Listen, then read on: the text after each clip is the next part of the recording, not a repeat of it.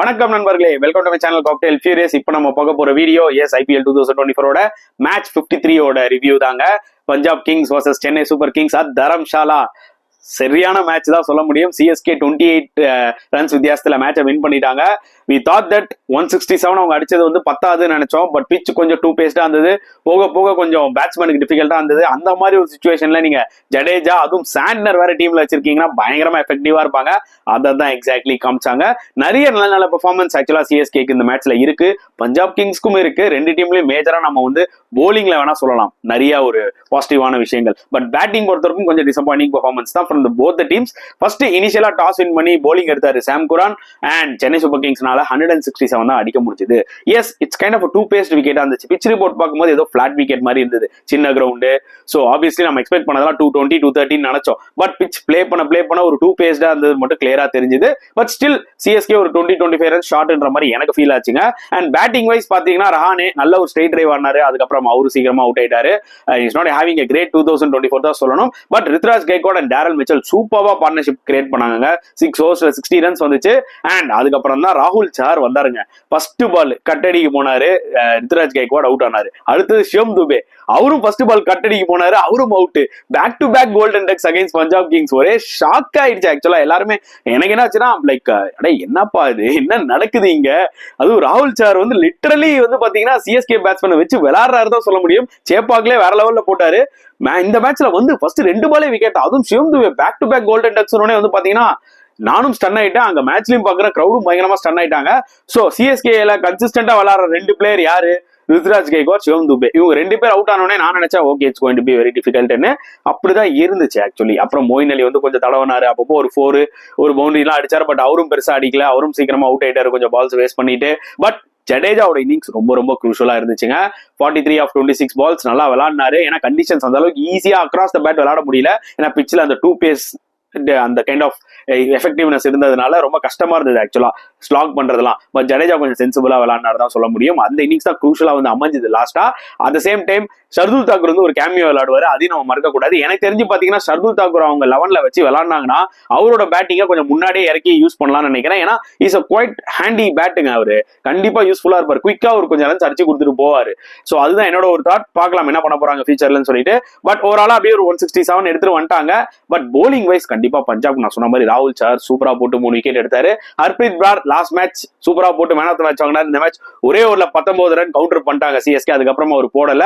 But Harshal Patel அதாவது வேற லெவல்ல போட்டாருங்க அவரு. இந்த சீசன்லயே ஐ திங்க் இதே மாதிரி ஒரு மேட்ச் போட்டாருன்னு நினைக்கிறேன். 3 விக்கெட்ஸ் எடுத்தாரு. பட் இந்த மேட்ச்ல டெரிஃபிக்கா போட்டாரு. அவரோட ஸ்லோவர் பால்ஸ் இந்த கண்டிஷன்ஸ்க்கு செமையா ஒர்க் அவுட் ஆச்சுன்னு தான் சொல்ல முடியும். அதை விட முக்கியமா MS தோனி ஃபர்ஸ்ட் பால்ல போல்ட் ஆக்கினார் பாத்தீங்களா, அங்கதான் வந்து கிரவுட் சைலன்ஸ் ஆனதேங்க. அதாவது லிட்டரலி எல்லாரும் ஸ்டன் ஆயிட்டாங்க. எனக்கு ஒரு ஃபீல் இருந்துச்சு MS தோனிக்கு இந்த ஸ்லோவர் பால் போட போறாருன்னு. பட் ஸ்டில் ஃபர்ஸ்ட் பாலே விக்கெட் எடுப்பாருன்னு எதிர்பார்க்கல. கிரவுட் அப்படியே டெட் சைலன்ஸ் ஆயிட்டாங்க to be very honest. So அவரு தோனின்னு ஒரு ஸ்டேஜுக்கு மேல கிரவுட் கத்த ஆரம்பிச்சிட்டாங்க ஆக்சுவலா சீக்கிரம் வரணும் அப்படின்றதுக்காக. பட் வந்து என்னாச்சுன்னு பாத்தீங்கன்னா ஃபர்ஸ்ட் பால் டக் அவுட் ஆயிட்டாரு. சோ டிசப்பாயின்ட்மெண்ட் ஃபார் ஃபேன்ஸ், அதுல எந்த டவுட்டுமே கிடையாது. பட் ஹர்ஷல் பட்டேலுக்கு ஹியூஜ் கிரெடிட் கொடுக்கணும். சூப்பரா போட்டு 3 விக்கெட் எடுத்தாருன்னு தான் சொல்ல முடியும். அண்ட் எஸ், சேசிங்ல வந்து பாத்தீங்கன்னா ஸ்டார்டிங்லே வச்சாங்க பஞ்சாபுக்கு ஆப். யார் தெரியுமா? துஷார் தேஷ்பாண்டே. போன மேட்ச் அவருக்கு ஃபீவர், அதனால விளையாடல. அதுக்கு முன்னாடி மேட்ச் சூப்பரா போட்டு 4 விக்கெட் எடுத்தாருங்க. அந்த ஃபார்ம் அப்படியே கண்டினியூ பண்ணாரு. நல்ல பேஸ், ஸ்டம்ப் டு ஸ்டம்ப் அடிக்கிறாரு 142க்கு மேல. And Bairstow no clue. அதுக்கு முன்னாடியே ஒரு எட்ஜ் வாங்குச்சு, ஒயிட் ஸ்லிப் வச்சிருந்தாரு ரித்துராஜ். அது ஏனே தெரியல. பட் கேப்ல 4 போயிடுச்சு. அடுத்த பால் சரியான லைன் லென்த் ஸ்டெம்ப் உள்ள புடிங்கிருச்சுங்க. அது மட்டும் இல்லாமல் வேலி ரூசோ லாஸ்ட் மேட்சே நான் என்னோட வீடியோல சொல்லியிருப்பேன். ரூசோவுக்கு போன சேப்பாக் மேட்ச்ல ஏன் ஷார்ட்டா குத்தி போட்டுட்டு இருந்தாங்கன்னு தெரியல. உள்ள போட்டாலும் அவரே அவுட் ஆயிடுவாரு. பட் அவருக்கே குத்தி காமிச்சிட்டு இருந்தாங்கன்றத நம்ம புலம்பிக்கிட்டு இருந்தோம். பட் இந்த மேட்ச்ல கிளியரா தேஷ்பாண்டே அதை எக்ஸ்போஸ் பண்ணிட்டாரு. தூக்கி உள்ள சொருகினாரு. ஸ்டெம்ப் மறுபடியும் பிடிக்கிட்டு போச்சு. அந்த ஒரு இனிஷியலா அந்த பிரேக் த்ரூ எடுத்து கொடுத்தாரு பாத்தீங்களா, அது ரொம்ப ரொம்ப கீயா இருந்துச்சுங்க. இன்னொரு முக்கியமான விஷயம், இந்த மேட்ச்ல மிச்சல் சாண்ட்னர் உள்ள வந்தாரு.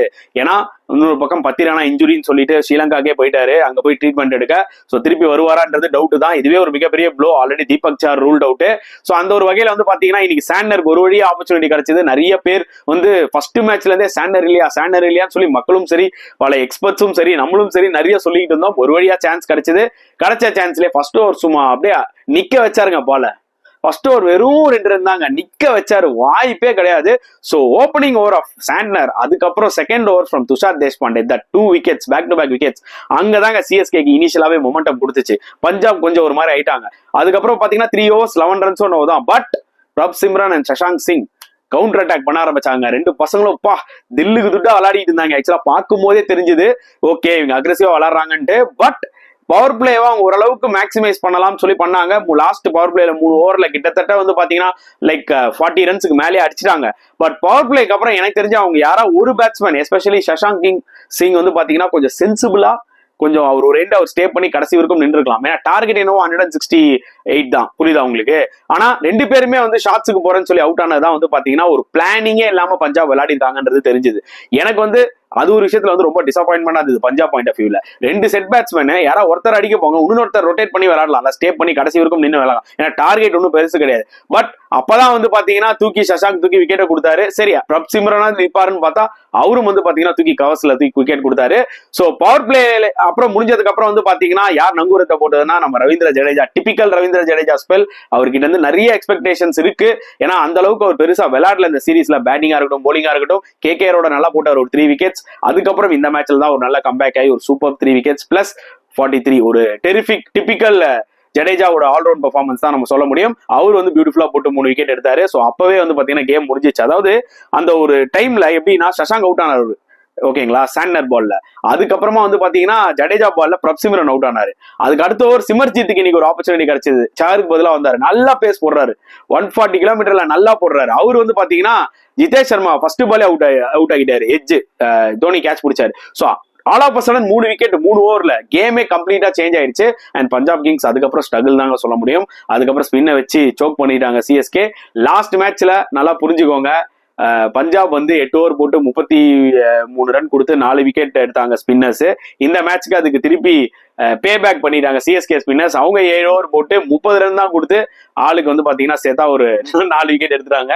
ஸோ செம எஃபர்ட் கண்டிப்பா சொல்லி ஆகணும். கடைசியா என்ன ஆச்சுன்னு பாத்தீங்கன்னா கிளெசனுக்குலாம் கொஞ்சம் ஆப்பர்ச்சுனிட்டி நிறைய கொடுத்தாரு ரித்துராஜ் கைக்வாட். இந்த மேட்ச்லேயே பூரா போட்டதுன்னு பார்த்தா ரிச்சர்ட் கிளெசன் தான்.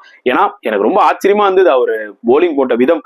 ஏன்னா ஒரு மாதிரி என்ன சொல்றது, இங்கிலீஷ் கண்டிஷன்ஸ்ல நல்லா அடிச்சு போடுவாங்களா அந்த மாதிரி வந்து இங்க போட்டுட்டு இருக்காரு. எப்பா இது ஸ்லோவர் பால், நீ வந்து இங்க ஸ்லோ பிச், இதெல்லாம் நீ கொஞ்சம் ஸ்லோவர் டெலிவரிஸ் யூஸ் பண்ணணும். அதை விட்டு நீ வந்து நல்லா லென்த்ல அடிச்சுக்கிட்டு இருந்தீங்கன்னா குத்துன்னு குத்துனீங்கன்னா பேட்ஸ்மேன் அடிப்பான்ற மாதிரி அடி வாங்கிட்டு இருந்தாரு actually, to be very honest.